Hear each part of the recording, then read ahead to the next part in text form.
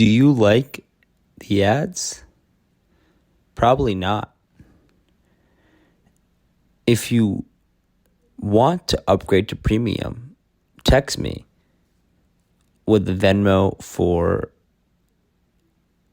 like $25, and I'll send you personal versions of the podcast with no ads and a personal note from me, like a sort of cameo. And 25 is negotiable. So if you want to get no ads and a personal note, let me know.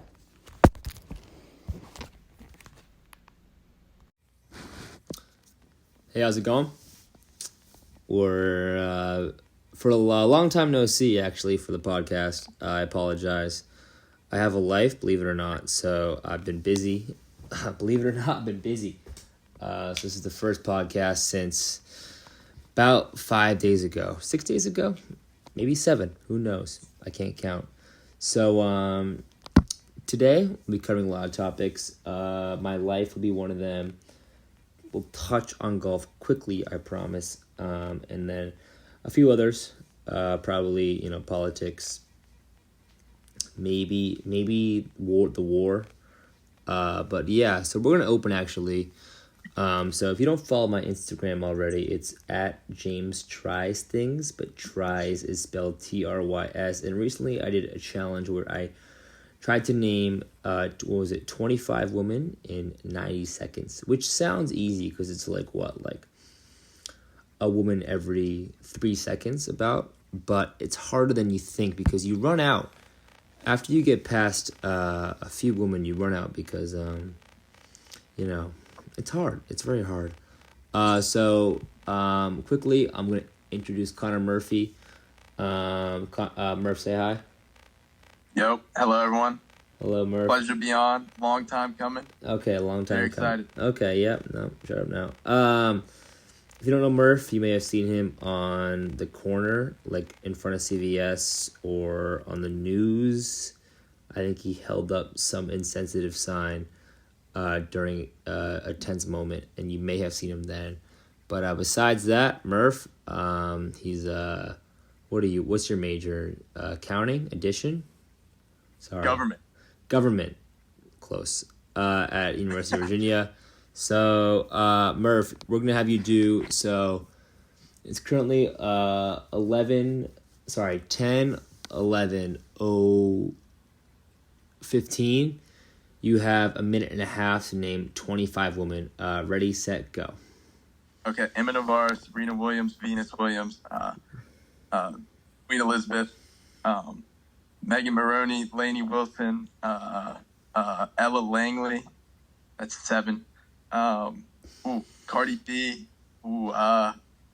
Sexy Red, it's 9.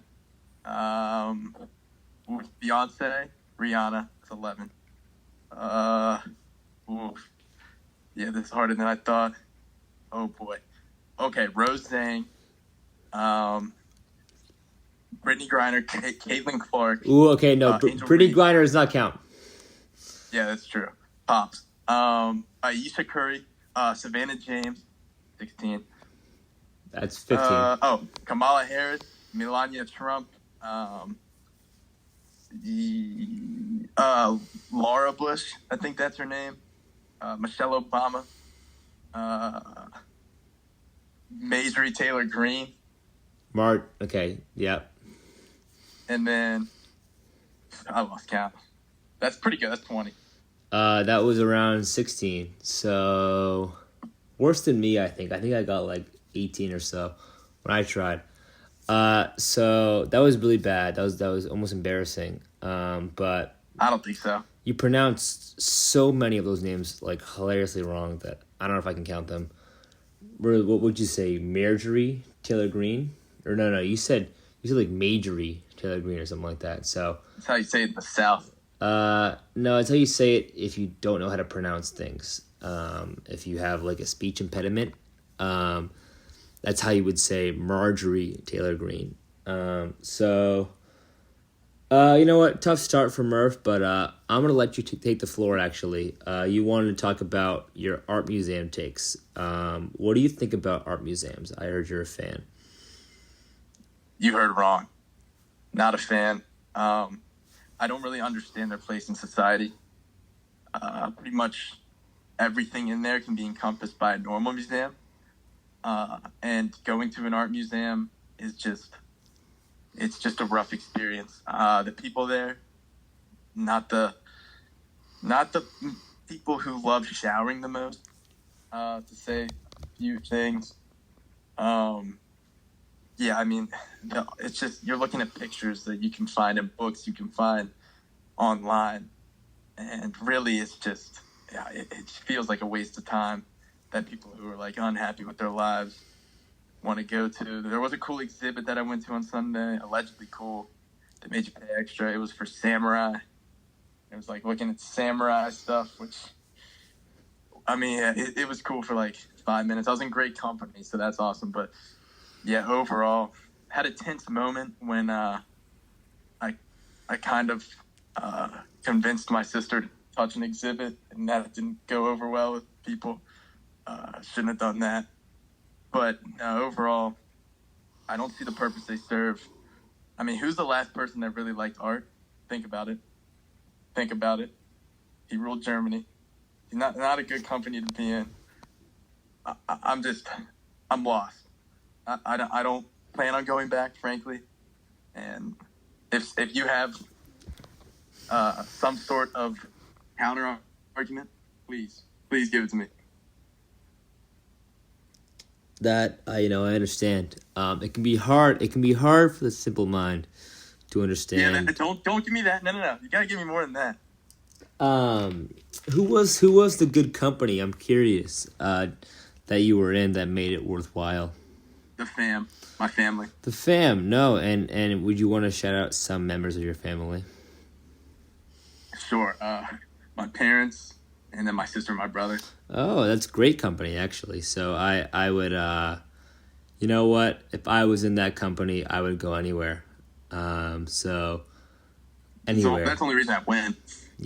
I would go to the moon and back for certain members of your family. So, thank you for that, Murph. I appreciate your take on art as a art connoisseur yourself. Yeah, so I also am not a huge fan of art. I think not art, but current art museums I feel like are kind of a tough take because most of the art is stolen, and then the stuff that's not stolen is kind of like, like I feel like I could have made that. So yeah, art museums are a tough take. When you're in great company like Murph was, then it's fine. But you have to have some really, really great company, like Murph did, to go there. So, all right, we can pivot from there because I think art's not the most engaging topic. Exactly. So they make a museum about it. Well, I think it's a good place to show off their stolen items. So golf, real quick golf because we had to talk about it. Murph, you're communist, correct? Are you communist? Furthest thing from the truth. Okay, so that's the reason you call me communist. I threw some dough on a player who was not from the United States, but I had a good feeling about. And really, it's honestly it's opposite of that's capitalism, right? That's capitalism. I'm putting money over everything, right? That's pure capitalism. Obviously, I wasn't going to be mad if an American won. In fact, I was very happy with the American that won. Shout out Scotty Scheffler. I mean, just a pure American guy. But, yeah, I mean, the guy I bet on, if you didn't follow it, he was up 4 shots, like 8 holes to play, and it looked like a sure thing. And then he choked very hard. And it was very, very painful to watch. I didn't cash out. I could have cashed out at like $150, but now I wrote it out. Yeah, got a little bit of regret because of that, but that's just how sports gambling goes, Yeah, definitely. That's also how collective income works, where you aren't allowed to cash out because your income is shared by all in a collective agreement. So that sounds a lot like what you did by not cashing out. when you had a real chance to emphasize your Americanness, but instead you bet on a non-American and use non-American methods to be non-American. So, is it Comrade? Is it Comrade Murphy now? Would that how you'd like to be referred to from now on? No, preferably not. But okay. It works. So more like a serf. You want to be like a serf, like a serf. If you don't know, is one of the peasants in the Soviet era. I know what a serf is, big bro. That was more for our less educated listeners, like Ian Wolf, Abhinav Singh, Dan's boy from Ocean City, Chris. So if any of them are listening, a serf is a peasant from the Russian Empire. That would be a parallel to what Murph is in the modern day. No. Mr. Pot Scraper is what they call me. Mr. Pot Scraper. Okay, yes, because you scrape your grandfather's coffee pot when he wants extra coffee in the morning. Because is he your boss? Correct? He's your boss. Your grandfather. No, he's not my boss. He's not my boss. Oh, so he's your boss's boss. No. Oh wow, he's your boss's boss's boss. All right, that's cool. Good to know. So if you didn't know, Murph has a great internship, a great position with a great company. It is in fact his grandfather's company, but that's beside the point. He does very good work. He does very good work for a nepotism hire, and he works very hard and goes to work every day. Gets a ride from his grandpa, and it's a really great thing for him because it's really hard for people like Murph to get into the workforce. But nope, got the job on merit. They just knew who I was because of my grandfather. Okay, that's I'm sure you believe that, and I really appreciate your belief in the fact that you got this job on merit. So I appreciate that. Thank you. Hey, that means a lot. I think it's a great thing. So congratulations that you got this job for your grandfather's company on merit.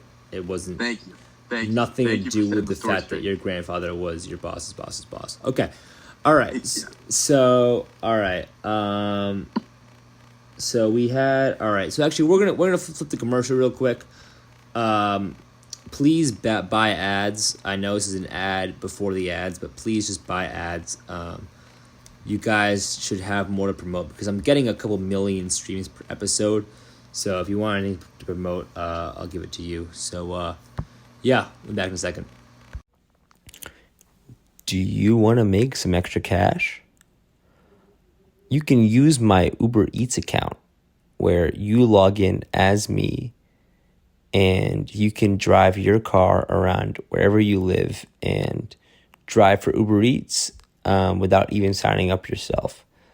There's a small percentage taken off by me, but I already have one employee and I'm looking to add more. So if you want to make some extra money, I know some of you have no money and need it. So if you would like to do that and you have access to a car, please let me know. All right, and we're back. So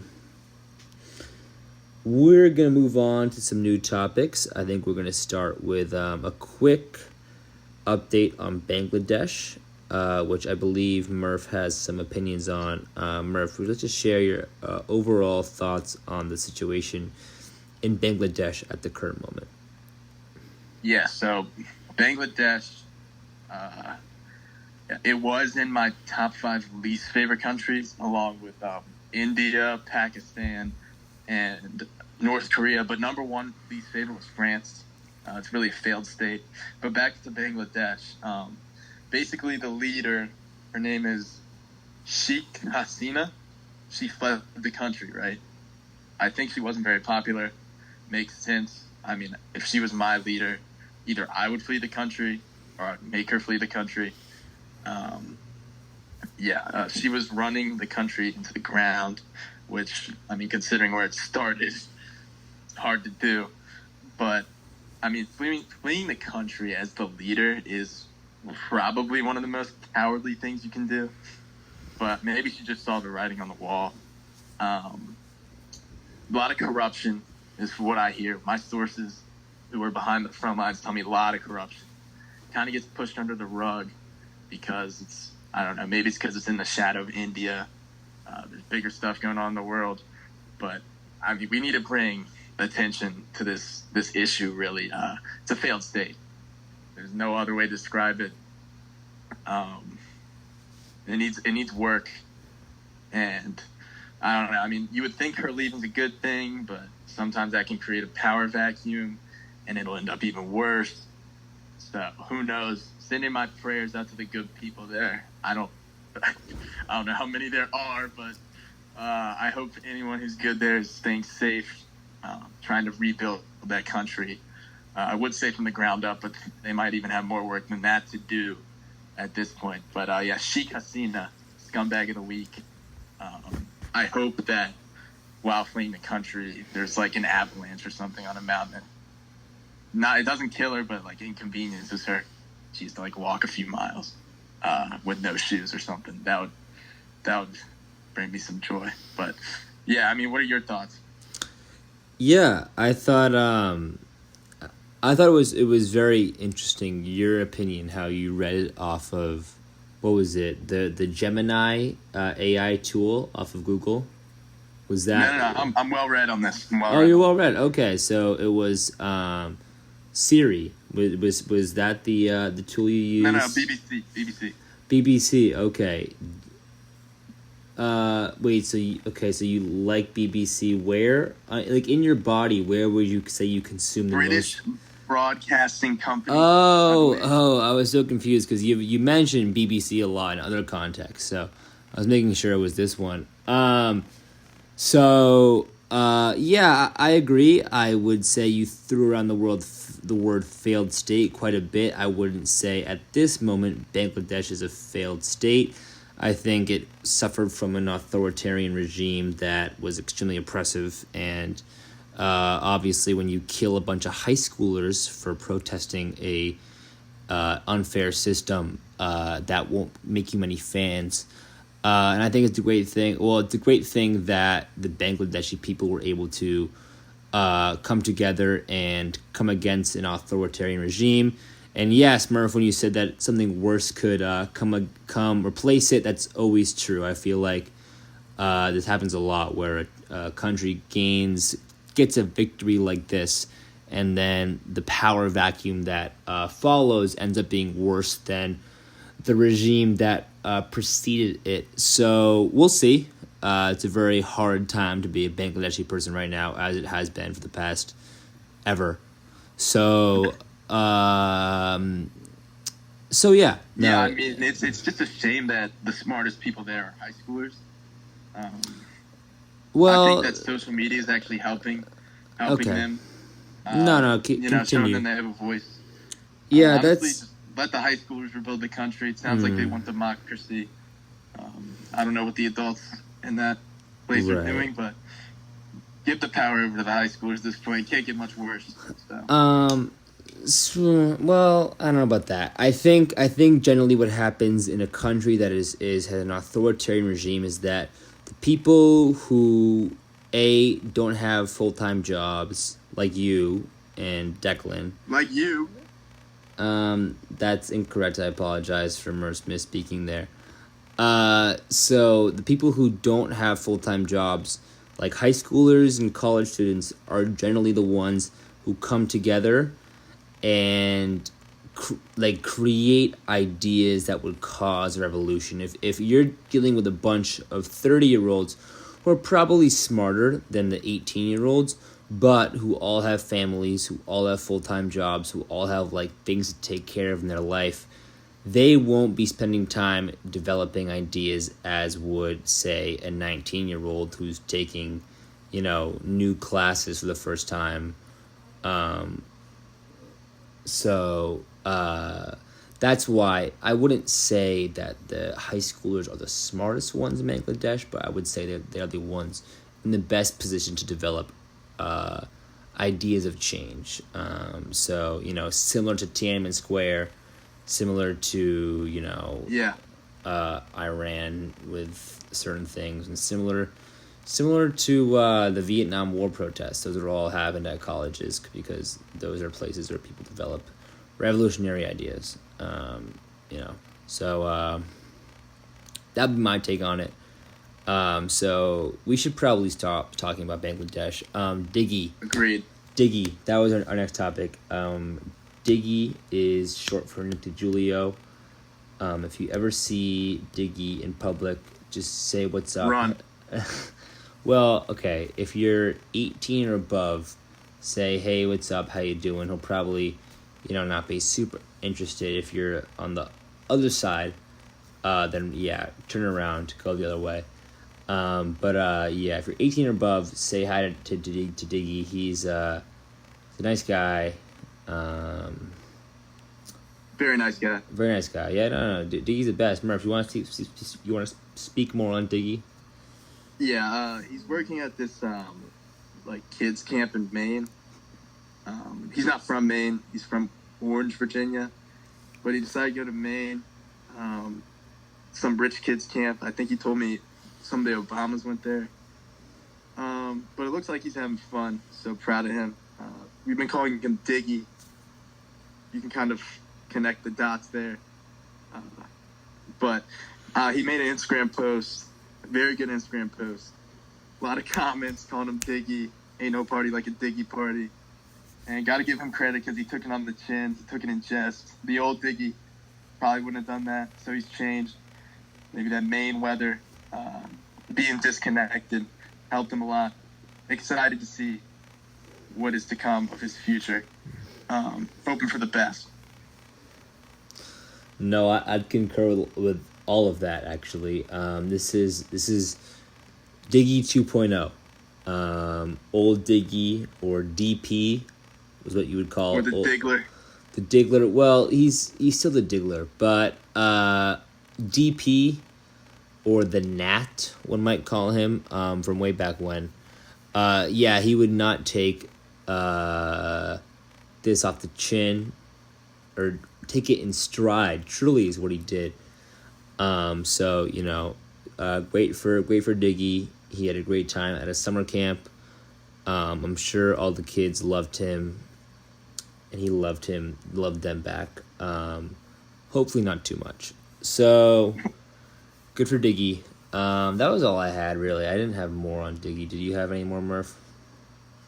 Nah, I want to hang out with him sometime soon. Okay, Hopefully, he doesn't go big time on us. But well, you should get some friends. You never know whose kid's there. Yeah, you should get some friends too, Murph. That was my next point. So I think our next topic was before commercial break. We're gonna hit one more topic. So Noah Lyles was our last topic. I think we have opposite takes on this. So Murph, if you wanted to lead here on Noah Lyles, that would be great. Yeah, Noah Lyles is the runner from the USA, cocky guy, but I think he goes about being cocky in the wrong way almost.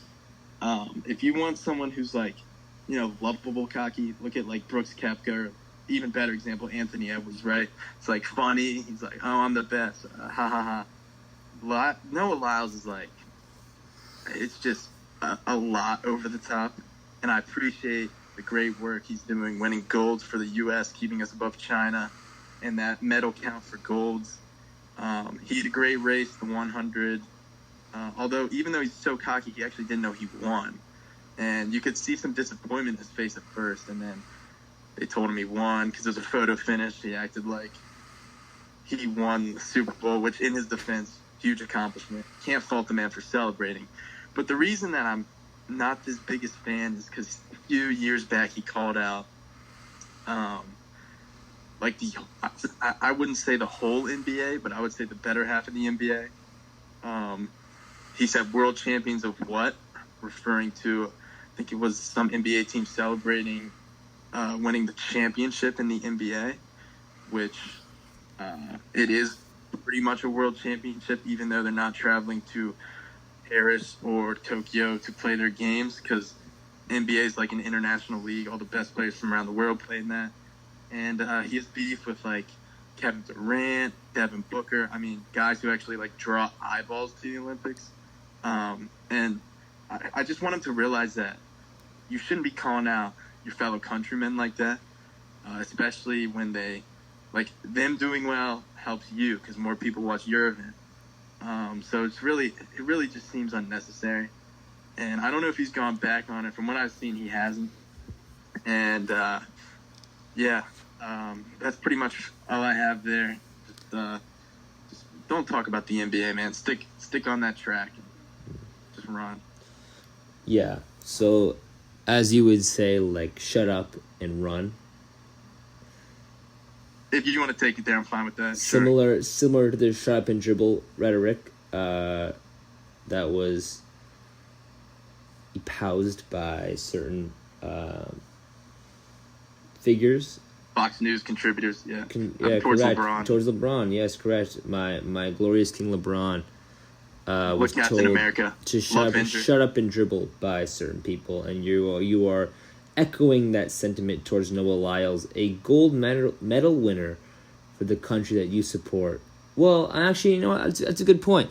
So we're not sure if Murph's intentions lie with the United States. He may be quite bitter because he may have bet a lot of money on Jamaica to win the 100 meters. That feels like the most likely answer at this current moment, where Murph is upset. False allegations.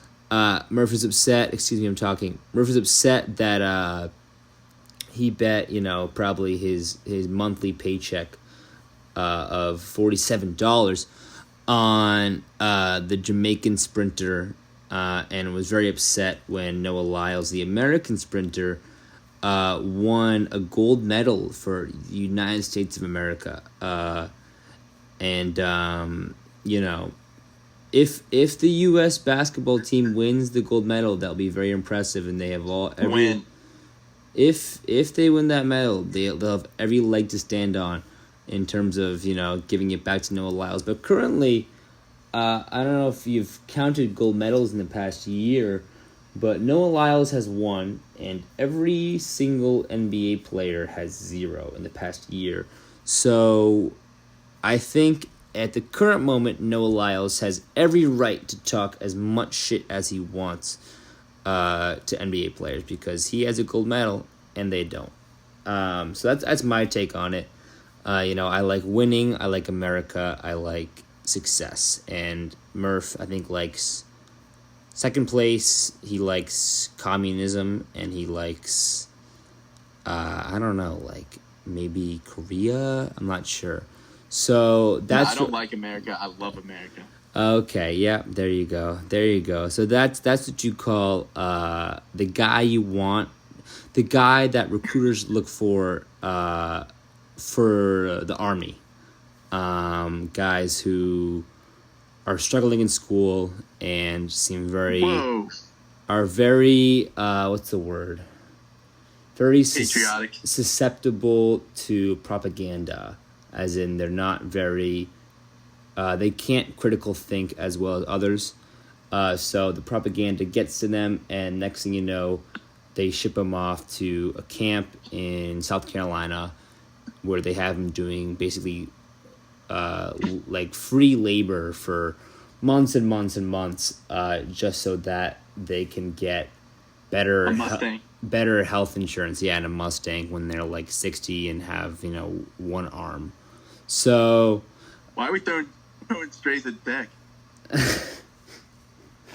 Yeah, okay, actually, so we're, that's a good preview, because we're going to hit commercial real quick, and then we'll come back, we'll wrap up, I think, with Suni Lee, Deck, and a couple other topics, so, we'll be back, and after the break.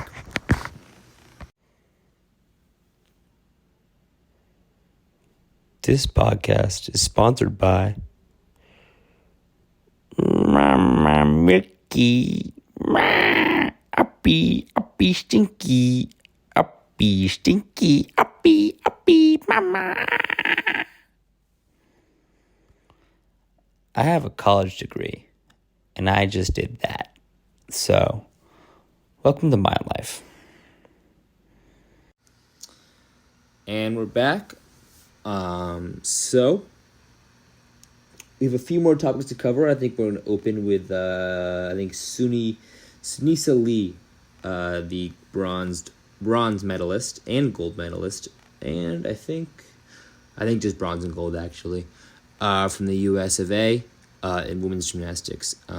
She is won the all-around gold in the 2020 Tokyo Olympics and won the all-around bronze and the team gold in this past Olympics. So she is a very successful gymnast. She's around my age, which hurts a little bit, but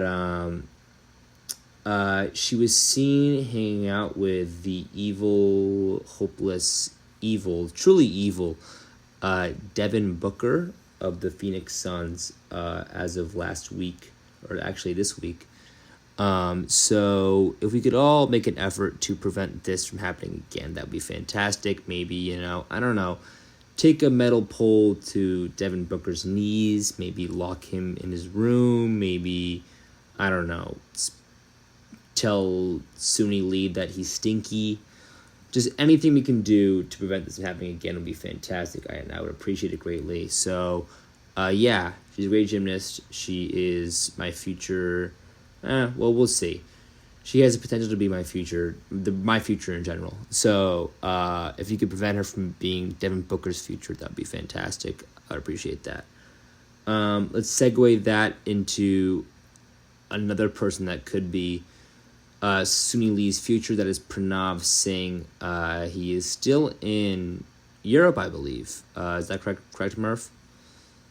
From my knowledge, yes. Yes, I believe he's still in Europe. I hope he's sponsored for this trip. I think he had a Grindr sponsorship for the first few weeks, but then he may have lost it because he was posting too much. I heard about that. Yeah, he was posting too many earrings pics, and they took him off. So I think he may be unsponsored right now, which would be tough on the pocketbook. So are you have any info on his financials at the current moment? Only thing I know about his financials is that he's pretty deep in the hole when it comes to sports betting. But you got to give it to him because he really never gives up. He loves adversity, but it's kind of hurting him right now. I'm sure he's just in a down moment, but I heard he was down at amounts over the thousands, which, if you need money, brother, you know my Venmo. I got you. Drink a beer in Europe on me. But, yeah, really hoping for the best. Come home soon. Don't get stuck. Don't get stuck in Europe, man. We want you to come back. Fly Spirit if you have to. Just get back. Yeah, I would echo all of those. I believe it was Nav who said yesterday, hey, what are these stock option things? I keep losing on them. Oh, fuck.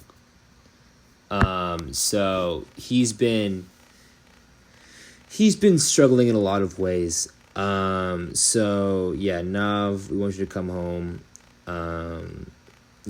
I think Z, you know who Z is. I think she has some money for you waiting. So if you want to go that route, no judgment. So yeah, Nav, I can give you a very high interest loan if you'd like. But in a financial sense, we're all very worried about you. So, we may start GoFundMe or Change.org in your honor. So we're gonna do another quick commercial break actually before we wrap up. Murph was disconnected by, I believe it was his internet. I think he's using like an antenna where he kind of just like sticks it in the air and hopes. So obviously that may have fallen over. So yeah, his internet crapped out, so I'll have to reconnect with him. But we'll be back in a minute or so. So yeah. Yo, quit playing iTag and come holla at you, boy. And we're back. Thank you guys for sitting through that short break. So our next topic, I believe, we've gotten past Nav. Murphy's back. His internet got straightened out. So, Murph, you want to talk about whoever her name is that you want to talk about? I forget her name. Yeah, I mean, you hear the term, she is beauty, she is grace. They're talking about Virginia Cavalier, former Virginia Cavalier, now professional all-star tennis player, Emma Navarro. Truly a true patriot, true American, competing in the Olympics for us in tennis. And a little bit of controversy arose from that. She played a Chinese lady named, I don't really know her name, but Emma won the first set. It says her name is Quinn Win. She played Quinn Win, and Emma won the first set and then lost the next two, losing her the match and giving China the victory. And Emma went to the press and said that she did not respect her competitor. She said that Quinn Win fostered a cutthroat atmosphere, and that really undermined the camaraderie among the players, which is really what the Olympics is all about. And a lot of people are saying, wow, it's messed up. But if you know ball, if you know sportsmanship, that's truly respectable. And I respect Emma for coming out on that and really standing up for what she believes the game should be. And I just think it's awesome. I should further mention that Emma did say that Quinn Win beat her fair and square. So it wasn't the play that made her mad, rather the sportsmanship, the cutthroat atmosphere that Quinn Win was creating, which, yeah, I mean, truly, truly remarkable that she spoke out on that, and I'm wishing her the best for the rest of the season. No, I would fully agree that it's remarkable that she lost and yet had an issue with the overall attitude of the victor of the match. It's a bit, I think, what's the word? A bit of dissonance arises when you talk about a match played fair and square, yet you are upset with certain aspects of the overall vibe of the match, which you lost. And I don't blame her for being upset with the vibe of a match that she lost. I do also not like the vibe of a match that I lose, but also usually don't go and complain to the press and whine after you get beat fair and square. So she didn't really whine. She just said she didn't respect her competitor. Yeah, no, and it's when you're bitter after losing a match that you feel you should have won, and when you get outplayed, it's totally fair to say rude and I guess probably just sour things, like you don't respect the person that just beat you and is better than you. So, and that's her prerogative, that's her character, and I'm not going to speak on that, but, that's the person she is, it's the person that her fans support, and, it's not my time or place to comment on that, but just sort of the overall idea of losing to someone fair and square and then claiming you don't respect them because they beat you is tough, is a thing that I wouldn't see, Roger Federer or Rafael Nadal saying, because they are generally class acts. So, she lost, and that happened, and she didn't say, I have respect for my opponent after losing to her opponent. So that's all Emma Navarro. Speaking of people who can't take losses easily, Declan Watson is still spiraling after his miserable round where he shot, at 101 and wrote down an 86. That still affects him from a day-to-day basis. He still is claiming the fact that he's better than everyone who's ever touched a golf club before, because he shot over 100. And yeah, these are the tough signs that old age gets you. It's comments that he makes that make you think maybe a nursing home is an option, maybe senior living where he has someone with him like 24 hours would be great. So we're also going to start a GoFundMe for Declan's senior care, just to keep him on his feet, keep him kicking, because we don't want to see him crumble on the street like he will if we don't help him. So we'll post a link to the Declan's GoFundMe very soon. Please donate because he needs the money bad. Quick shout out to my employee of the month, Etienne Ost. He is my employee, as in he works for me. He is my subordinate at Uber Eats. He uses my Uber Eats account, and I take a percentage. It's around 12%. I take off the earnings as sort of a cut because I'm the manager. But he's been doing good work. He's been raising my approval rating, so I appreciate that. So thank you, Etienne, for that. And quick shout outs. Shout out Obama. Shout out Henry Fowler. We have the exact same taste in movies, which I learned in the past week. So good for you.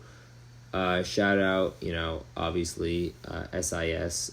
We all know who that is. And then Murph, do you have any more shout outs by any chance? No, but I think you should change your podcast profile picture. It looks really weird, and I think it's scaring people off from clicking on it. Okay. So I'm going to cut that out.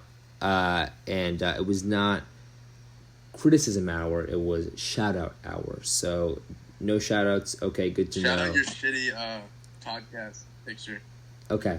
Thank you. No, thank you, Murph. Spell Tennessee real quick for all of us before we head off here. Tennessee.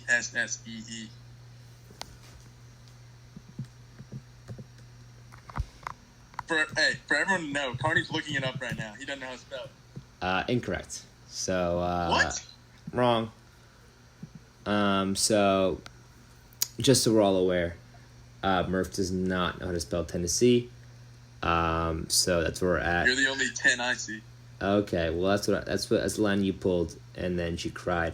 Oh yeah, actually, quick shout out to Dan Oberman for building up the courage to talk to these girls across the bar for about an hour-ish, maybe a little less, and then his opening line was, "Yo, quit playing iTag and come holla at your boy," and those girls walked away immediately. So it is Ankh, and we all clapped after he said it, but those girls did in fact not respond, and they actually may have told the bouncer about him. So that was a quick summary of Ocean City. I may do a solo pod to talk about my Sunday because it was kind of crazy. But yeah, that's it for this Wednesday night. Yeah, stay safe, you guys. Watch out for Diggy. Watch out for Declan.